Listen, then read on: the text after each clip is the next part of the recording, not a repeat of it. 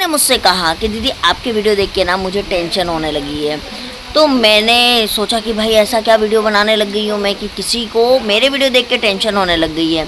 तो फिर मैंने देखा जिसमें मैंने अपनी बताई थी कि भाई मेरे को पीरियड आ गया और मेरी एक बार फिर से होप टूट गई, वो वाले वीडियो में उन्होंने कहा। तो मैं एक चीज़ बोलूँगी दोस्तों कि देखो रियलिटी आप एक्सेप्ट करो। हमेशा आप सोचोगे कि अच्छा ही आपको मिले, तो ऐसा नहीं होता है। और ये मेरी लाइफस्टाइल का चैनल है, मैं अपने बारे में बताती हूँ। लाल धागे बाबा भी मेरे ही उसी में आते हैं, लाला भी उसी में आते हैं। तो मैं अपनी जर्नी दिखा रही हूँ और मेरी जर्नी हमेशा अच्छी हो ये बिल्कुल भी ज़रूरी नहीं है। तो आपको नहीं अच्छा लगा इसके लिए मैं अब क्या बोलूँ, लेकिन हाँ कोशिश करूँगी कि मैं अब अपनी जर्नी ना दिखाऊँ, क्योंकि मेरी जर्नी में तो उतार चढ़ाव आएंगे और मैं वो चीज़ शेयर करूँगी फिर आपको अच्छा नहीं लगेगा। तो ठीक है, मैं अपनी जर्नी नहीं शेयर करूँगी और मैं इससे ज़्यादा क्या बोल सकती हूँ। लेकिन मेरी जर्नी से ना बहुत लोग मोटिवेट होते हैं, बहुत लोगों को आगे का आइडिया होता है कि हम क्या करें क्या ना करें। मेरी आप ही लोग बताना मुझे कमेंट में कि आपको मेरी जर्नी से कोई बेनिफिट नहीं होता है, एक बार मुझे कमेंट करके ज़रूर बताना। तो राधे राधे दोस्तों, जय लाल धागे बाबा की। कैसे हैं आप सब? उम्मीद करती हूँ आप सब अच्छे होंगे। हमारे जमशेदपुर में बारिश ही बारिश हो रही है, बिल्कुल मुंबई जैसी।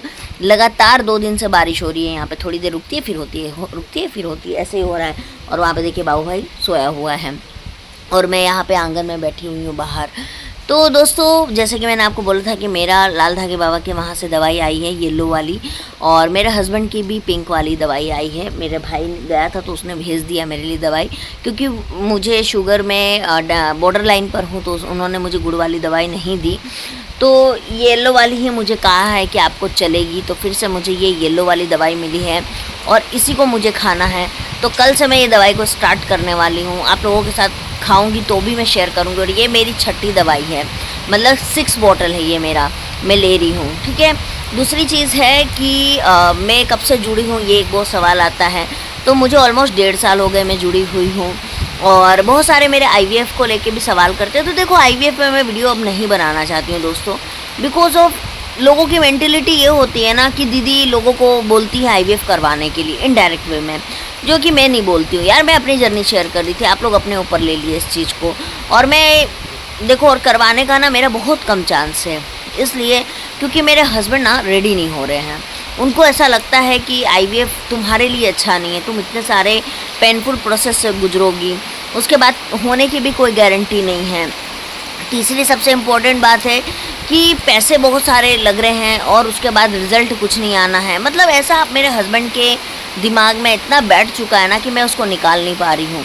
तो अब मैं क्या बोलूँ, उन्होंने बोला नहीं मेरे को तो नहीं करना है, मैं नहीं चाहता हूँ करूँ, और नहीं होगा तो हम एडॉप्शन ले लेंगे, एक बच्चा हम लोग गोद लेके पाल लेंगे, बेटी ही ले लेंगे, एक क्या 2 ले सकते हैं। तो मुझे भी उनकी बात जेन्युइन लगी दोस्तों कि हाँ सही बात है, हम लोग ले सकते हैं। तो इसीलिए मेरा तो अब यही प्लानिंग है कि ये साल हम देखेंगे, नेचुरली देखेंगे, नेचुरली ही देख रहे हैं हम। और अगले साल जो है अगर बाबा मेहरबानी कर दिए तब तो बहुत अच्छी बात है, और नहीं किए तो हम एडॉप्शन ले लेंगे। उसके बाद भी हम अपना कोशिश करना नहीं छोड़ेंगे। लेकिन देखो बच्चा एक ज़िंदगी में आ जाएगा ना दोस्तों, तो कम से कम ये नहीं लगेगा कि मेरा बच्चा नहीं है या मेरा ये नहीं। कल पंडित जी से मैं बता रही थी कि पंडित जी ऐसा ऐसा है, ऐसा ऐसा है। कल आपको नहीं पता है दोस्तों, मैं रोने लग गई लिटरली सत्यनारायण पूजा में।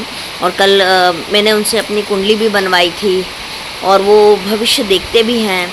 उन्होंने मुझे बोला कि आपके तो बच्चे होंगे, ज़रूर होंगे, लेकिन हाँ आप गोद लेना चाहती हैं तो इसमें आप किसी का भला भी कर देंगी। तो मुझे ये बात सच में अच्छी लगी कि हाँ ये बात तो सच है कि हम किसी का भला भी कर देंगे। तो इसीलिए एडॉप्शन करने का तो मैंने सोचा ही। ये देख रहे हैं पानी कितना गिर रहा है। मुझे रूम में जाना होगा दोस्तों, क्योंकि मेरा रूम कहीं खुला हुआ ना तो सब भीग जाएगा। सॉरी आपको, मेरे को ऐसा आना पड़ा क्योंकि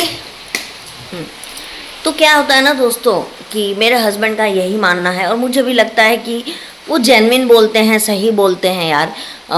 ऐसा ही करना ज़्यादा हमारे लिए सही रहेगा। और पंडित जी ने मुझे कल बहुत कुछ बोला, बहुत कुछ बताया है, कुछ पूजा पाठ भी बोली है करने के लिए। तो वो हम करेंगे 1 से 2 महीने के बाद। अच्छा मुहूर्त निकल रहा है उसका, तो वो भी हम करेंगे बहुत जल्दी।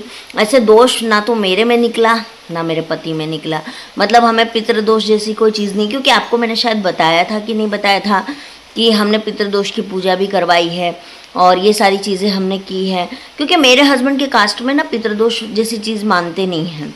हमारे कास्ट में मानते हैं लेकिन मेरे हस्बैंड के कास्ट में नहीं मानते हैं। जैसे इनके फादर डेथ किए तो इनका क्या होता है ना, 13 दिन का जो नियम होता है बस वही होता है, उसके बाद और कुछ नहीं होता है। तो इसीलिए इनकी कास्ट में होता ही नहीं है। लेकिन फिर भी हमने अपने मन के भ्रम को निकालने के लिए पितृदोष वाली पूजा भी करवा ली। अब कुछ पूजा पंडित जी ने कहा है, लेकिन उन्होंने एक चीज़ और कही है कि देखो हम करेंगे लेकिन नियम आपको और आपके पति को उसमें करना पड़ेगा।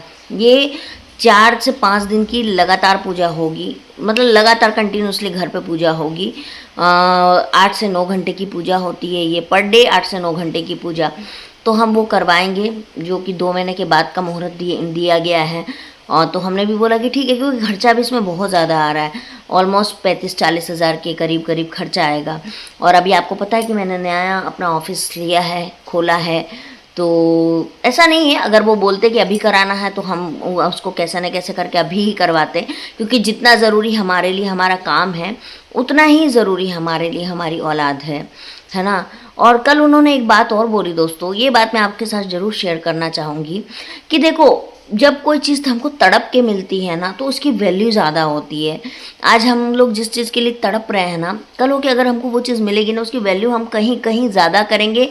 और पेरेंट्स से, जो दूसरे पेरेंट्स की शादी हुई, 1 साल में बेबी हो गया, फिर दूसरा बच्चा हो गया, फिर तीसरा बच्चा हो गया, उन्होंने बच्चे के लिए तरसना नहीं देखा, है ना।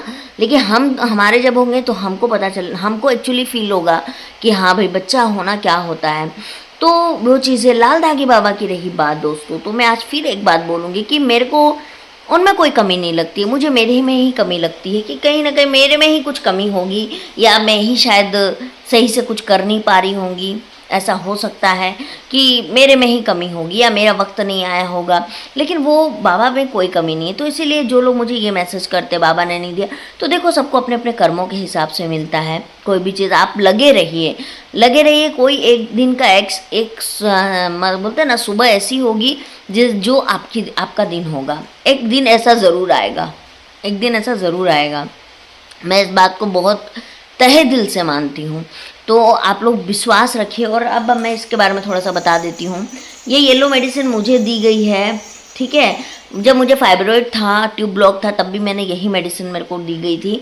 और अभी तो फ़िलहाल मुझे कोई भी प्रॉब्लम नहीं है, इनफर्टिलिटी, लेकिन फिर भी है ही, तभी तो नहीं रुक रहा है, तो भी मुझे यही मेडिसिन दिया गया। और ये मेडिसिन मुझे जो है वो सुबह में खाली पेट लेने के लिए आधा चम्मच बोला गया है, सिर्फ एक टाइम, डेली मुझे एक टाइम लेना है। इस मेडिसिन को आप लोग जितने भी लोग खा रहे होंगे, इसको अगर आप खाते हैं तो उसके 2 घंटे बाद तक आपको कुछ खाना पीना नहीं होता है ना। इस मेडिसिन का सिर्फ मैं बता सकती हूँ, बाकी मैं किसी मेडिसिन के बारे में नहीं बता सकती हूँ।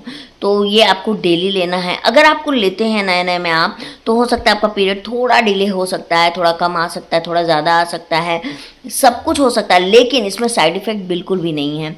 ऐसा नहीं है कि इस मेडिसिन को खाने के बाद आपको कोई साइड इफ़ेक्ट होने वाले, नहीं, इसको कोई साइड इफ़ेक्ट नहीं है। आप बेझिझक आराम से ले सकती हो, कोई प्रॉब्लम नहीं होने वाली है इसके साथ आपको, है ना। और इसमें आपको ये जो प्रॉब्लम मैं बता रही हूँ, पीरियड कम आना, ज़्यादा आना, ये आपको 1 से 2 महीना हो सकता है, लेकिन उससे ज़्यादा नहीं। अगर आपको बहुत ज़्यादा प्रॉब्लम हो रहा है या कुछ ऐसा हो रहा है, क्योंकि देखो, ये मेडिसिन जब अंदर जाएगी ना आपके पेट के अंदर, तो हार्मोन्स को ठीक करने में आपको थोड़ा तो ऊपर नीचे होगा ही होगा। अगर आपको फिर भी बहुत ज़्यादा कुछ क्रैम्पिंग आ रहा है या कुछ ऐसा हो रहा है, तो आप बाबा के धाम पे, आपके पर्ची में नंबर दिया हुआ, आप डायरेक्टली बात कर लीजिएगा। नहीं तो आप इसके मेडिसिन के डोज को थोड़ा और कम कर दीजिएगा। फिर भी आपको रिलीफ नहीं हो रहा है तो आप इसको ना 2-4 दिन के लिए बंद करिएगा, फिर से स्टार्ट करिएगा और नोटिस कीजिएगा कि आपने जब इसको बंद किया तो क्या आपकी समस्या कम हुई। अगर ऐसा है तो फिर दैट मीन्स कि इस मेडिसिन से आपको दिक्कत हो रही है। लेकिन जहाँ तक मैं जानती हूँ, आयुर्वेद में कोई भी मेडिसिन से दिक्कत नहीं होती। हाँ, दिक्कत तब होती है जब हम हैवी डोज लेना चालू कर देते हैं। सपोज आपको दिन में एक बार बोला गया है, लेकिन आप इसको 2 टाइम लेना चालू कर दिया। आपको आधा चम्मच बोला गया है, लेकिन आप एक चम्मच लेना चालू कर दी, तब आपको दिक्कत होगी। अब इसको खाना कब से कब तक है, तो इसको पीरियड के 7वें दिन से स्टार्ट करना है, 7 डे से स्टार्ट करना है। और इसको आपको पीरियड आने के 10 दिन पहले बंद कर देना। तो कुल मिला के देखा जाए तो 15 दिन ही इस मेडिसिन को खाया जाता है, 15 से 13 दिन। ठीक है। तो आपको इसी डोज में खाना है, इसी तरीके से खाना है। तो बस मैं कल से स्टार्ट करूँगी और मैं जब खाऊंगी तो भी आप लोगों के साथ शेयर करूँगी कि इसको कैसे खाना है। ठीक है, चलिए मैं मिलती हूँ आप लोगों से। राधे राधे, जय श्री लाल धागे बाबा की। और हाँ, चैनल पर नया आया है तो चैनल को सब्सक्राइब, लाइक और शेयर जरूर कर दीजिएगा। Bye bye.